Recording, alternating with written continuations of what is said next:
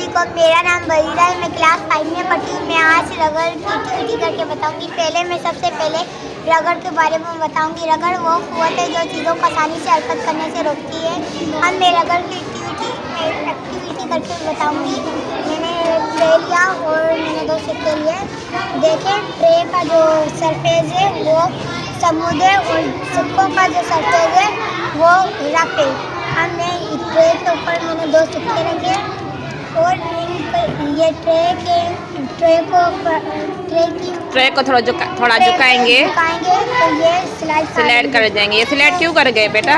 के लिए इस पे रगड़ ज़्यादा है, रगड़ कम है। रगड़ कम है। क्या रगड़ कम पैदा हुई है? रगड़ कम पैदा हुई। अच्छा, रगड़ कम क्यों पैदा हुई? क्योंकि लिए इस पे रगड़ कम है। क्योंकि जो ट्रे है ना उसका सरफेस जो है ना वो स्मूथ है। वो स्मूथ है, इसके लिए वो स्लाइड खा लेंगे। हाँ, इसके लिए ये स्लाइड खा लेंगे। Very good. आपने अब ये मैं कपड़ा रख के बताऊंगी। हाँ जी, मैंने कपड़ा बिछाया। कपड़े का सरफेस कैसा है? सरफेस रफ है और सिक्कों का भी सरफेस रफ है। जब ये सिक्के कांटेक्ट में आएंगे ना, कपड़े के कांटेक्ट में आएंगे ना, तो ये स्लाइड कम खाएंगे क्योंकि लिए इस पे रगड़ ज़्यादा पैदा हो गई है।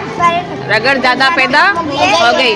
जब मैं बता रही हूँ फिर से कि जब सिक्के जो है ना कांटेक्ट में आ रहे हैं ना, कपड़े के कांटेक्ट में आ रहे हैं तो फ्रिक्शन ज़्यादा पैदा हो रही है। सही है? चलो, जब हम किसी चीज़ को अपनी तरफ खींचते हैं तो फ्रिक्शन अपनी तरफ खींचते हैं तो हाँ, लगा के उसको हम सीधा चलना चाह रहे होते हैं ना, तो जैसे हम सीधा जा रहे हैं तो फ्रिक्शन क्या करती है कि अपोजिट डायरेक्शन में हमें खींचती है।